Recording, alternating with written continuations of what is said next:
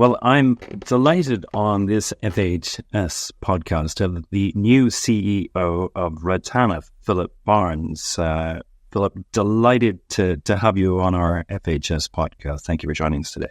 You're very welcome, Jonathan. It's great to be here. It's great to have you. And Philip, you're probably dialing in at the moment from Abu Dhabi. I am indeed, where the sun is shining, and it's about high 30s, I think. High 30s. Well, I'm in Canada at our cottage in Canada, and it's probably a bit refreshing for you to be in the office, actually, because I'm sure you're traveling the entire time. I literally just got back last night from Ankara, so you're absolutely right. I've spent most of the last 6 months in a plane. I know more about Etihad than I think about anything else here in the Middle East at this point. I'm sure. So you started with Rotana, 6 months ago now, isn't it? Yep, beginning of March. Beginning of March. But before we move on to Rotana and everything else, I think that our listeners would like to learn a little bit about you, Philip, and where you've come from and what was your passion for getting into hospitality in the early days. Well, I'm always leery to answer that question, Jonathan, because when I start talking, it sounds like I can't hold a job, which I'm pleased to say is not the case. But I have had a career that's taken me all over the world. But if I go back to the very beginning, I'm sure that you can relate to this. I went to boarding school, and, my father was quite clear that when I got home for the holidays, if I wanted any money, I'd better get a job. And at the time, they were living in a village very close to Gatwick Airport. And so I got a job in airline catering for a couple of summers. And I peeled a lot of boiled eggs. And then this little hotel opened in the village that they lived in. And I thought, oh, that looks interesting. I'll try that. So I got a summer job there. And that was when the bug bit. And, there were many pieces about the industry that I loved and I still love. But they really took root back then. And that sort of progressed from one thing to another. But I started there in the UK, and I worked in London for a while, and then I worked for a company who actually were very small in the hotel business, but they presented me with the opportunity to transfer with them to the United States. So I went to Chicago at about the age of 24, and and then it literally went from there. I joined Four Seasons. A couple of years later, I spent 10 years with them in a variety of locations: Houston, Toronto. I opened Singapore. I was in Auckland, New Zealand. And then an opportunity presented for me to join Fairmont, which was probably the next big piece of my career. And I joined Fairmont in the late 90s, and I spent the next 24 years with them in a variety of locations, from Vancouver to LA to London to here in the Middle East. And so, I sort of bounced around quite a bit, but thoroughly enjoyed my career to date, and still love it every day. Well, that's nice to hear, and it's a great industry to work in, isn't it? But it must be a bit of a change, isn't it? A bit of a change up working for Rotana, which is a smallish company of 80 hotels or so, mainly focused in the Middle East. Then working for the big boys like Accor, Fairmont, and for that Four Seasons.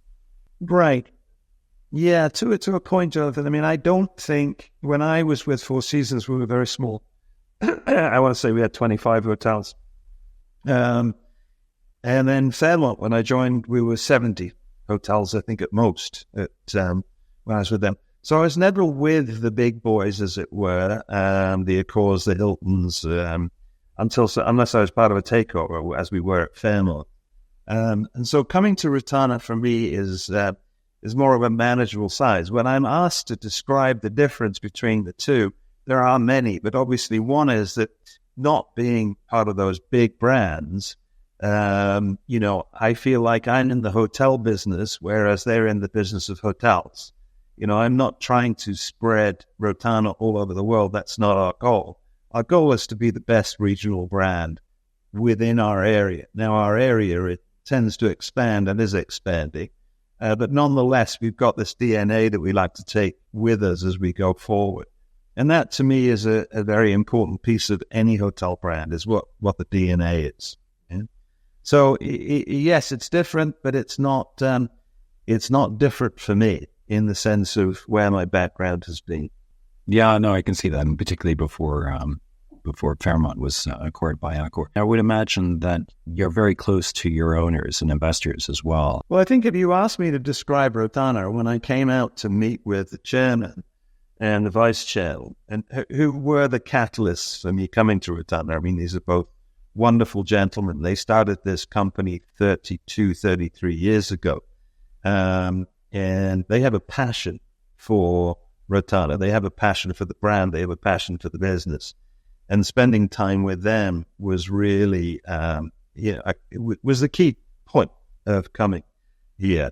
So as I, sit and look at it now, my objective in coming in, I was the first CEO. They were very clear that I was the first CEO who was going to come from outside the brand. And it was their recognition of the fact that they built this wonderful company, but that they needed to move forward in a different way. And they needed somebody with a fresh perspective and somebody with that big brand experience, if you like, and with a global perspective to come in and sort of take it off in maybe a new and different direction without losing sight of the strength. And the strength is that it is a regional brand. I mean, our DNA is deep-rooted into this region. And I was describing this to somebody in my first few weeks, attending an iftar, which is a celebration at the end of the day during Ramadan. And attending iftars in our hotels was very special because our hotels, our teams, this is their DNA, this is their background. So when they do an iftar, they're doing something that's coming from the heart. And it's quite unique in how they go about doing those things. And that to me is very special. As you said, meeting with owners, meeting with investors who are from this region. I was just I was just meeting with somebody actually last week about additional hotels going into Saudi. And one of his reasons for talking to us was because we are from the region. We understand the region and we know how it works. And that's unique. I described when I was talking about the iftars, for example, I said, listen, we do it the way our teams have been brought up to do it. We're not trying to impose a, French or English or American perspective on it. We're doing it the way we believe it should be done in this region. That, to me, is a very unique opportunity, a very special opportunity. When I came to this region first, I was 4 years with Fairmont as the regional VP for the Middle East. And what I remember most about this region from that time, and it still exists today, is the sense of, is the warmth, the friendliness, the sense of family. People talk about those things as if they exist everywhere in the world that we live in. They don't. Not to the extent they do here. Family is so important in this part of the world. And understanding that is critical. So since joining Rotana 6 months ago, obviously you've been visiting all the hotels to get to understand the hotels and their nuances and the leadership team within each of the hotels. But what have you been saying to your colleagues in terms of the growth strategy and where you plan to take the next stage of the company? Well, if you ask me what I've been telling the colleagues, I could probably get 20 general managers on this call and they'd all tell you exactly what I said, because I said the same thing to all of them. And I started with the core business, which to me is the most critical piece. And something I've been saying in my career, Jonathan, for many years. I was saying it when I was at the Savoy. I was saying it when I was in Vancouver, which I say to every team in every hotel, is I don't pay you. The guest pays you. And that's the piece that I want them to remember first and foremost. So I start with that and I talk about the importance of the front line. I can wax lyrical about doormen, servers, bartenders, people I know in this business who are the reasons that guests go back to those hotels. And then I talked extensively about leadership and how critical leadership is. And when I say that, I deliberately avoid using the words manager, supervisor, director, because leadership is a whole different ball of wax from telling somebody what to do. And it is critical to the success. Why did I focus on the hotels first and foremost? Because they are how we will grow the brand.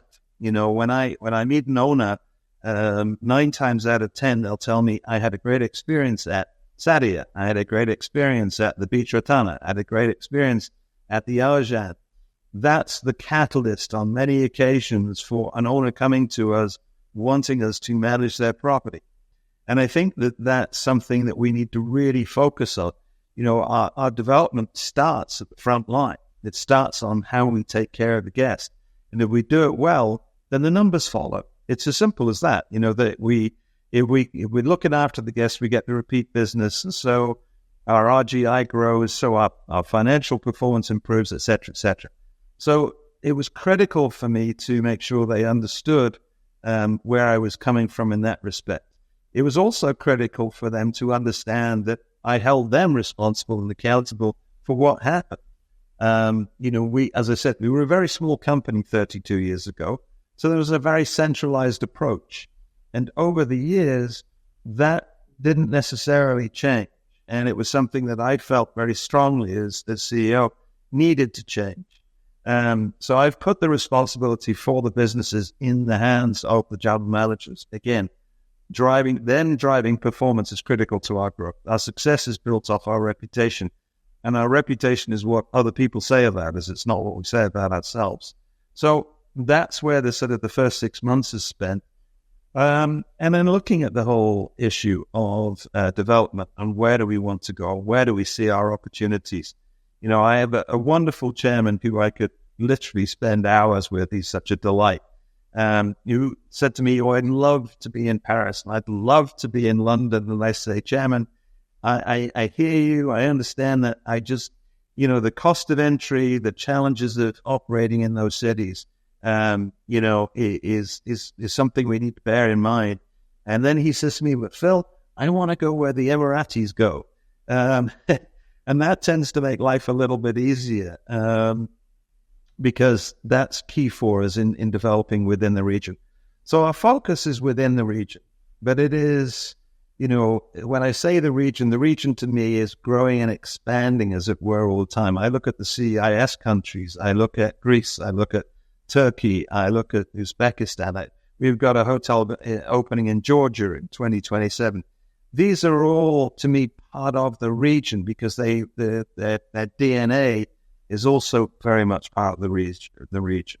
And with that, I'm also looking, quite honestly, at places like North Africa. We've just opened on the North Coast not long ago. We have a project coming up in Cairo. I was just at our hotel in Sharm el-Sheikh, and we have other opportunities presenting in that part of the world. But expanding further into Africa, because again, the proximity, the geographical opportunity there presents in a much greater scale. You know, I'm hesitant about going too far geographically because I don't want to stretch us too thin unless we can put a critical mass into place that makes it easier to put the infrastructure around it. Whatever we do has to be done with substance, not just with form. I don't want to put pins on the map. That's not my objective. I want to make sure that wherever we go, we perform at the top of our game, which will then lead to more development. So I think I just gave you a very long answer to a short question. No, that's interesting. And in terms of development, though, you're typically focused on management contracts, I would imagine. Is that correct? Well, that depends, actually, Jonathan, because there are certain places where it doesn't make any sense. We have signed a franchise agreement in Islamabad, Pakistan, where we have tremendous partners there. And it makes perfect sense for us to work with them because for us to understand all the nuances of being in that community, we're better off. I think what matters is that whoever the owners are, whether it's a franchise property or a managed property, owner and operator have to be aligned, right? We have to be in sync. And meeting with these gentlemen, I have no doubt that they're going to deliver a Rotana hotel that is going to fully meet our expectations and be a real jewel in the crown. I was just in Bahrain not long ago, meeting with our owners there. We've just opened the Onyx Rotana there. It's a franchise property. It's stunning. It is absolutely beautiful. And we have an owner there who similarly is very committed. So we can do franchise operations as well as managed.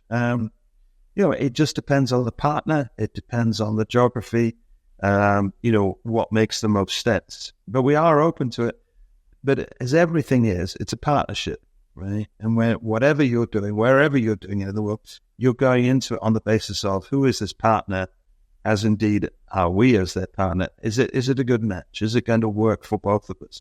And I think that's something that is very close to our hearts right now, and to make sure that we are doing the right thing with the right partners. Right. Okay, that's great.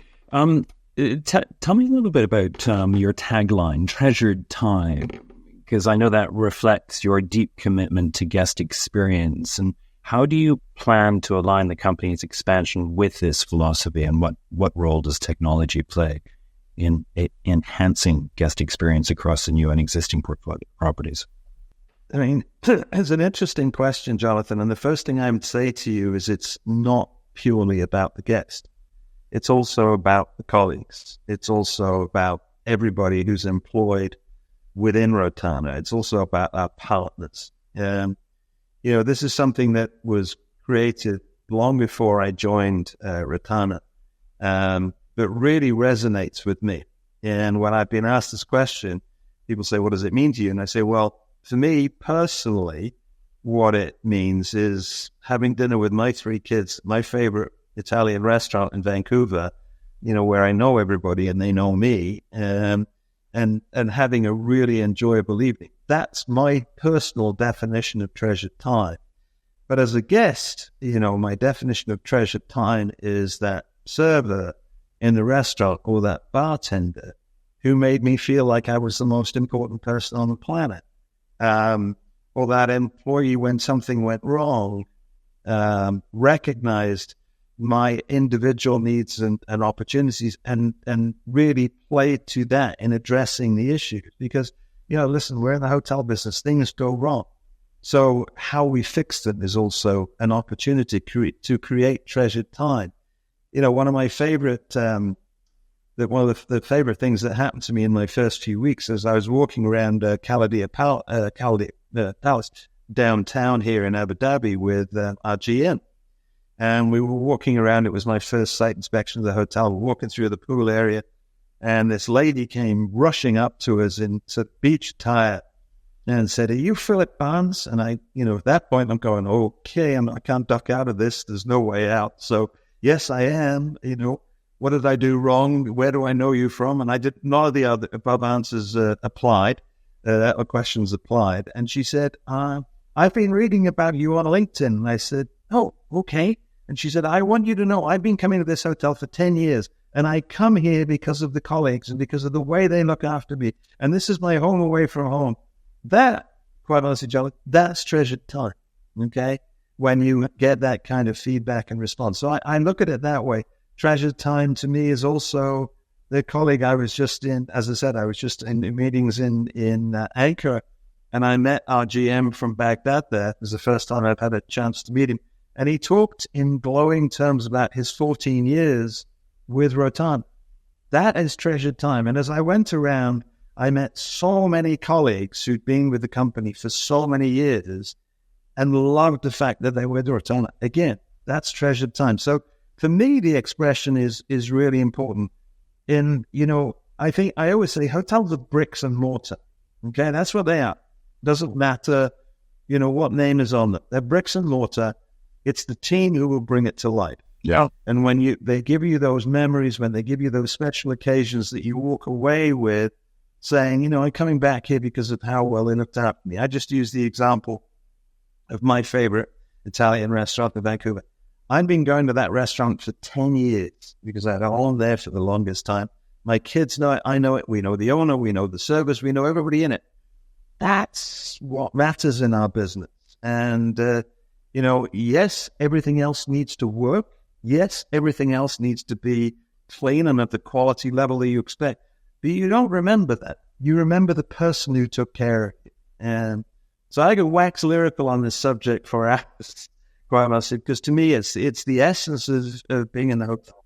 Yeah, and it's a lovely phrase, isn't it? Treasured time. Everybody can get behind that as well, and they understand it. But how are you using technology? Which is why I loved it. Yeah, but how are you using technology though to help you provide that treasured time?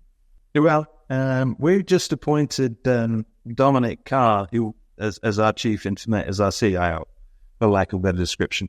And Dominic has been with the company for 20 plus years. And we put him into that position because, number one, he understands technology and he's been driving all the changes that we make, but also because he has a clear understanding of the guest expectation he was being on the operation, on the service side.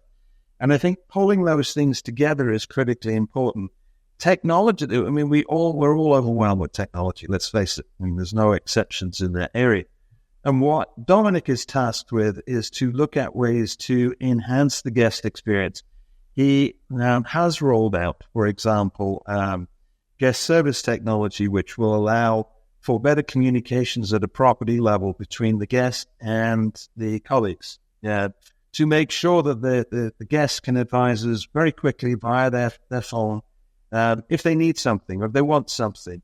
It's not necessarily new technology, but how it interacts between our property management systems, our restaurant systems, and the guest devices are really one of the key areas that we need to look at.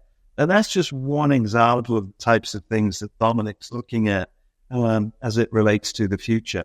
We're going through a process right now of we're really going to, I don't want to say revamp because it's probably the wrong way to put it, but redesign and reconstruct our website, because technology has evolved and our website needs to evolve in a different way, but also with that, to look at all the processes behind it in terms of what it is that the guest is looking for. What we don't want to do, however, is let technology lead us. We want our guest experience to lead the technology. We want to think of everything we do in those respects, because I think it's easy to lose sight of it. And over the years, I've always said to the teams when they say to me, "Oh, we're going to do this, we're going to do that," I say, "That's great, but what does the guest want?" That's where our focus has to be. So Dominic's mandate, as I say, he's been the VP of technology for a number of years, but as CIO now, is to take us to the next level of technology and to look at how we build that relationship with the guest, to look at everything we do. So, it's a very big and complex subject, as you're well aware. But I think what you have to have is a champion who really understands the guest experience. And this is what Dominic does in conjunction with his deep and thorough understanding of the technology world. He brings a unique combination of both factors to the forefront, and hence his appointment. Oh, that's very good. And on that train of thought, what are you doing on the whole innovation side? I mean, we as a business are always trying to showcase startups, innovation at FHS. What is Rotana doing on that front and trying to encourage that innovation in our industry? It's really interesting, Jonathan, because I think that every industry can get focused on innovation as we should. And we're always looking for new and interesting ways to approach things and to do things. But I think at the same time, what we need to make sure is we don't lose sight of what I call the basics. To me, you can be the most innovative hotelier on the planet, but if your doorman doesn't smile at me and greet me by name, it really doesn't matter. So, we are certainly looking at that. We're certainly looking at it from the food and beverage standpoint, particularly, I think, where we're focused on where the guests are going. Again, what is it the guests are looking at? And so I'm looking for a lot of innovation there on that side. Sustainability is a key issue in every company. And again, we're driving that boat to see how we take it to the next level. We have a very dedicated person in sustainability here in the corporate office, Carol, who is, constantly looking at what's happening in the world to look where our opportunities may lie. You can't stand still in this world. And whether it's technology or whether it's sustainability or whether it's food and beverage or whether it's service, all of these things tie back together. So it's not just in one area. It's in probably 15 different areas. I have a nasty habit of asking the question why. All right. And I keep asking the question why until I really understand why we do something. And sometimes we do something because we've always done it that way. And that's what asking the question really helps.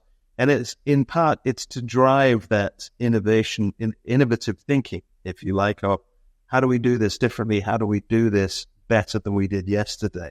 Because our guests are driving things for us all the time. I was just in a hotel. I was looking at this in a hotel. I was talking to the GM, and he was talking about the room renovation and the approach to televisions today. And television is a prime example of something that when you look at it today, it has to do so many things that it never had to do before.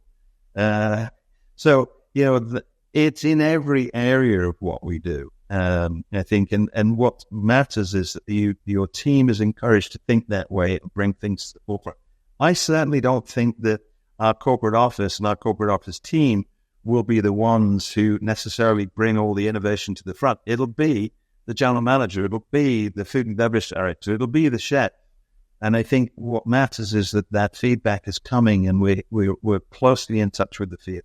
Yeah. So it's a big subject, as is technology. Yeah, it's a big subject. But picking up on sustainability, how do you see your guests driving the company's progress in sustainability? Are the guests demanding it? I think it's something that you find more from corporations than you do from individual guests. A lot more corporations now are interested in what you're doing environmentally, what you're doing from a sustainable standpoint. And corporations are asking the questions on behalf of the guests. Am I seeing it at the front line? To some extent. But I think it's like anything else. I used to say, being in the luxury hotel business, wasn't just a question of the glassware, the linens, the silverware. Those are a given. And I think guests are looking for things now on the basis that you will do that. You will be committed to those things. And the expectation is that you will be meeting what they perceive to be the required standards of today. And if you don't, they may not necessarily tell you. They'll just vote with their feet, as they always have.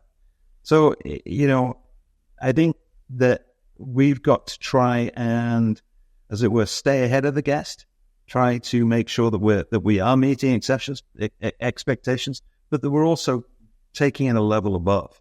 And it's not easy to do so, but I think there are ways that we can stay in tune. And that's what I look, again, for the team to be looking for constantly.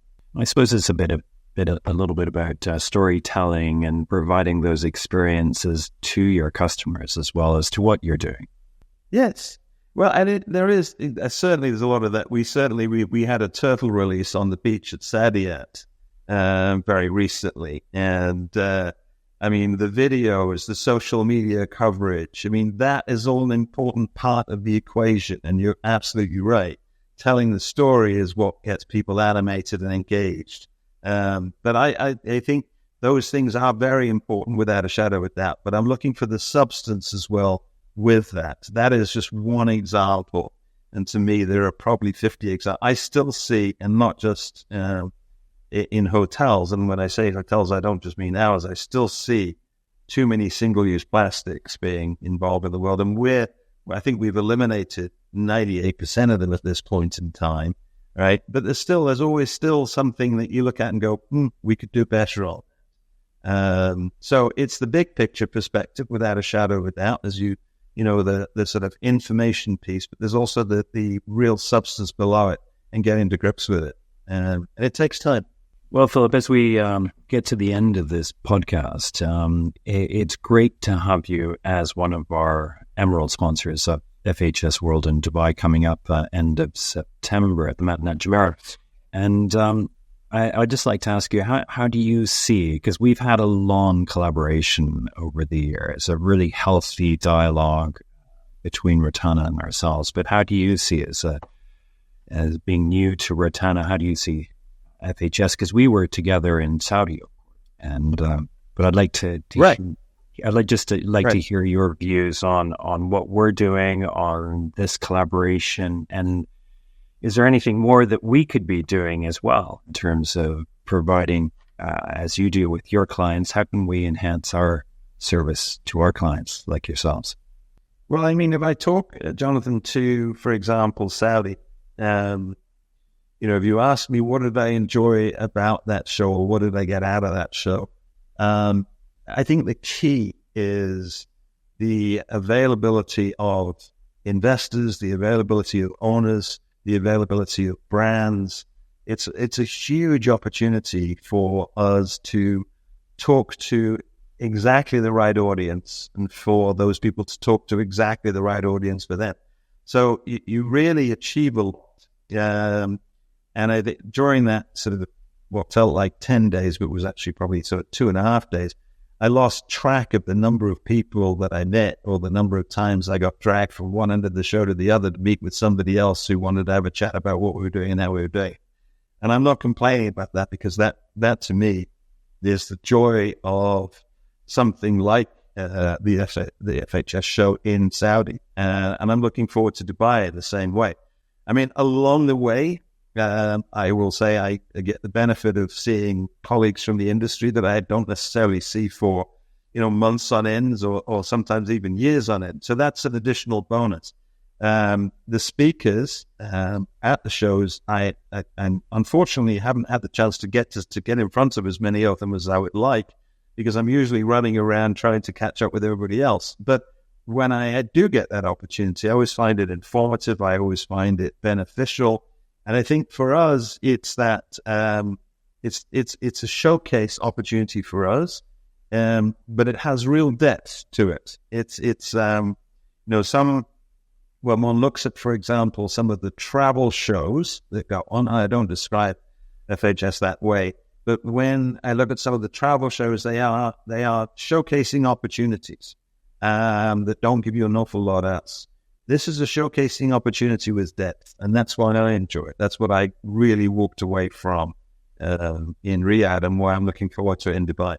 Oh, well, that's good to hear. Yeah, we're always looking to innovate and launch new ideas, new products, work with partners. We're working with the UN on the Women in Tech startup competition. We've got our Women Power campaign. We have working with the Sustainable Hospitality Challenge with their finals at the event. We've got a team working on investors. So we're really trying to, make sure we're at the leading edge all the time. Even though we've been in the region for 20 years, we just continue to innovate. And it's fun. We enjoy it. And we're delighted to have partners like yourselves that are behind us and supporting us as well. You just touched on a subject that's very near and dear to my heart, which is the future of women in the hospitality industry. We have a very, obviously we have Amal, but we also have a very significant presence with Sheikha El Nawais, who's our VP of Owner Relations. And one of her mandates is to really help us to grow the female leadership that we have in the organization. Because in Saudi, for example, it is women who are coming to the forefront in a very big way there, and we need to grow our female leadership in this industry significantly. So Sheikha is leading that charge for us, but that's a prime example of where she got huge benefit out of being there and talking to other female leaders and understanding what they were doing. So that's part of the opportunity. Yeah. Excellent. Well, Philip, listen, thank you so much for joining us on this podcast this morning or the afternoon your time, and much appreciated, and look forward to seeing you on the 30th of September, 2nd of October. We're at the Madinat Jumeirah for FHS World. Great to get to know you a little bit better on this podcast. Thank you. Thanks, Jonathan. You take care. All right.